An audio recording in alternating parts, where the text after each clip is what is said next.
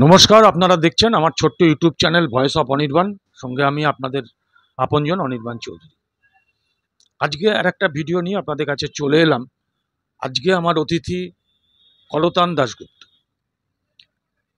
ডিওয়াইএফআইয়ের রাজ্য সম্পাদক মণ্ডলীর সদস্য, বর্তমানে পশ্চিমবাংলার যুব আন্দোলনের অন্যতম মুখ, লড়াইয়ের রাস্তায় সবার আগে কলতান। তো সে কলতানকে আজকে কয়েকটা প্রাসঙ্গিক প্রশ্ন করব। আচ্ছা কলতান, বলছি ডিওয়াইএফআইয়ের তো রাজ্য সম্মেলন আসন্ন, বিভিন্ন জেলা সম্মেলন প্রায় শেষের মুখে।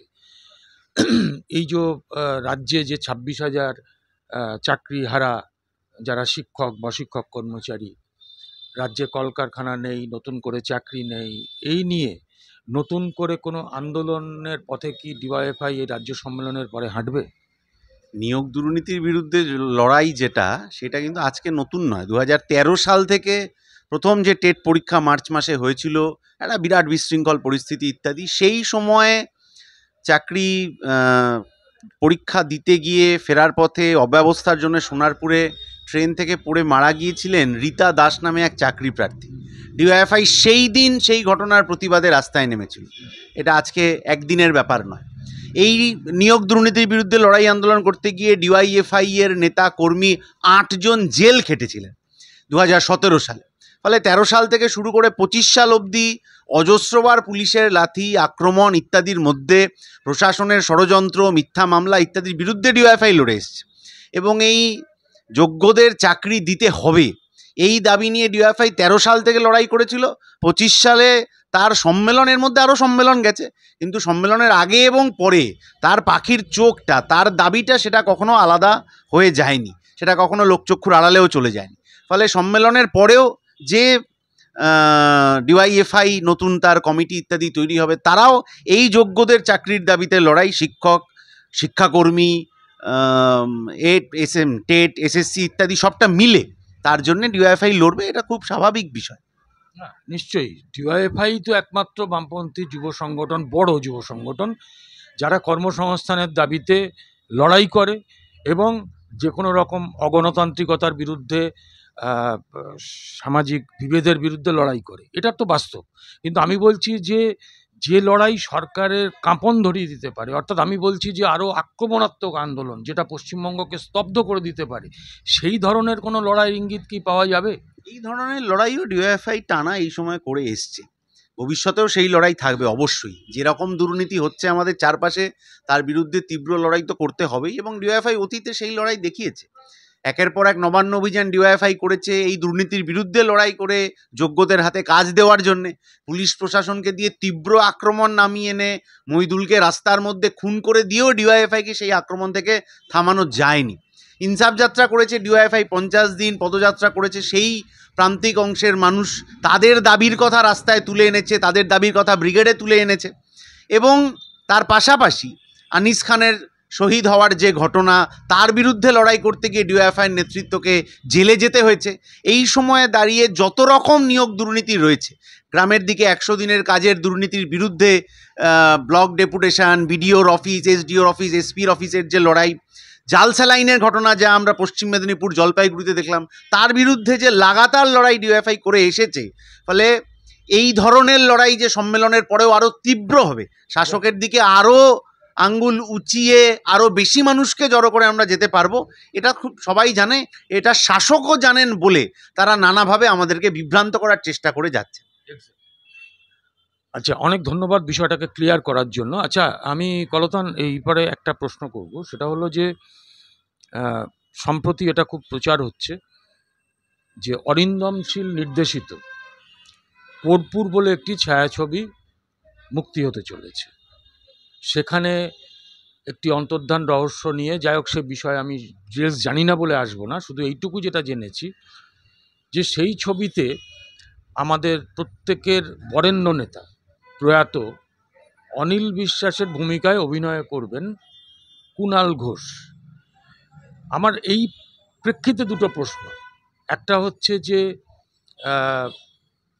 এইটা কি সঠিক বার্তা যাবে, এক, না দেখেই জিজ্ঞাসা করছি। দুই, সেই ছবি কি কলতান দাশগুপ্ত দেখতে যাবে? শিল্পীর স্বাধীনতা সর্বোচ্চ থাকা উচিত। এখন বিজেপি শাসিত গোটা দেশে প্রোপাগান্ডা ফিল্মের নাম করে যা হয়েছে, তাতে শিল্পীর স্বাধীনতা বলে কিছু থাকে না। এখন আরএসএসের পাঠশালা থেকে বিজেপিও বেরিয়েছে, তৃণমূলও বেরিয়েছে। ফলে বিজেপির দেখানো পথে যদি তৃণমূলের প্রোপাগান্ডা ফিল্ম বানাতে চায়, বানাতে পারে, অসুবিধা নেই। আর কার চরিত্রে কে অভিনয় করবেন সেটা বলার আমি কেউ নই, কারণ আমরা বামপন্থীরা শিল্পীর স্বাধীনতায় অভ্যস্ত। কিন্তু এই নামটা খুবই চমৎকার হয়েছে, কারণ এই তৃণমূলের যে নেতৃত্ব ইত্যাদি তিনি অভিনয় করছেন, তার অভিনয় জীবনের জন্য তাকে শুভেচ্ছা জানাচ্ছি। কিন্তু এই পুলিশ প্রশাসনের সহযোগিতা না থাকলে, মাথার ওপরে সব মন্ত্রী শান্ত্রীর ছাতা না থাকলে কর্পূর আগে উবে যাবে না, তৃণমূলের নেতারা এলাকা থেকে আগে উবে যাবেন, এইটা নিয়ে একটা চ্যালেঞ্জ অবশ্যই হতে পারে। কিন্তু অভিনয় জীবনের জন্য শুভেচ্ছা, সিনেমা হোক, কিন্তু প্রোপাগান্ডা ফিল্ম যদি হয়, যেরকম বিজেপি করার চেষ্টা করেছে, সেই রকম প্রোপাগান্ডা ফিল্ম গোটা দেশের মানুষ অতীতে প্রত্যাখ্যান করেছেন। এ রাজ্যে সেরকম যে আগে কয়েকটা বানানো হয়নি তা নয়, তার ভবিষ্যৎও খুব ভালো হয়নি। ফলে কোনো সিনেমা, সেটা যদি তার অভিনয় দক্ষতা দিয়ে, তার স্ক্রিপ্ট দিয়ে, তার সঙ্গীত ইত্যাদি দিয়ে মানুষের মন জয় করে নিতে পারে, খুব ভালো। কোনো নির্দিষ্ট হীন উদ্দেশ্যে বানানো হলে সেটা এমনি মানুষ প্রত্যাখ্যান করবেন।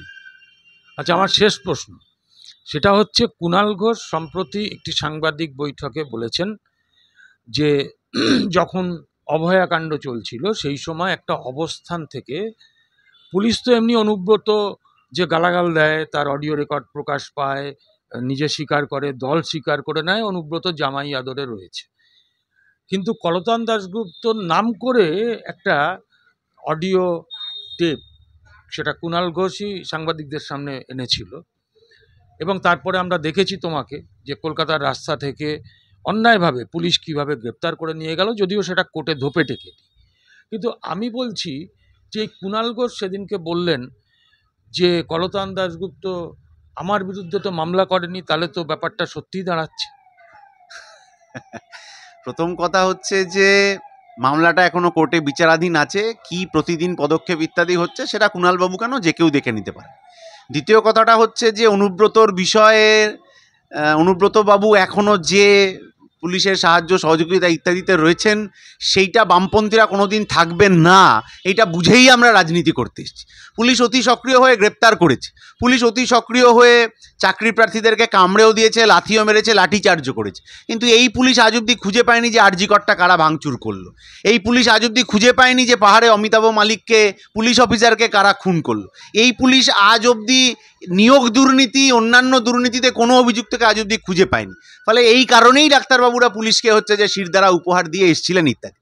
আর এইসব মানহানির মামলার কথা বলি, সেটা হচ্ছে যে বামপন্থীদের থেকে এত অ্যাটেনশান যদি সবার চাহিদা হয় যে বামপন্থীরা এত অ্যাটেনশান সবাইকে দেবে, আমরা শুধুমাত্র লড়াইকে অ্যাটেনশান দিই, এবং সেই লড়াই করতে যাদের বিরুদ্ধে আমরা করছি সেই দুর্নীতিকে ওই অ্যাটেনশান দিই, যে দুর্নীতি মুক্ত একটা সমাজ পশ্চিমবাংলায় বামপন্থীরা তৈরি করবে। তার বাইরে এই মামলা ওই মামলা করে খামোখা টিভি মিডিয়ার প্রচার করে আমরা কাউকে সেই অ্যাটেনশান দিতে রাজি নই। অনেক ধন্যবাদ কলতান দাশগুপ্তকে। আবার আমরা কোনো একটা এপিসোডে আবার কলতানকে আমরা পাবো আশা করছি। সবাই ভালো থাকবেন, নমস্কার।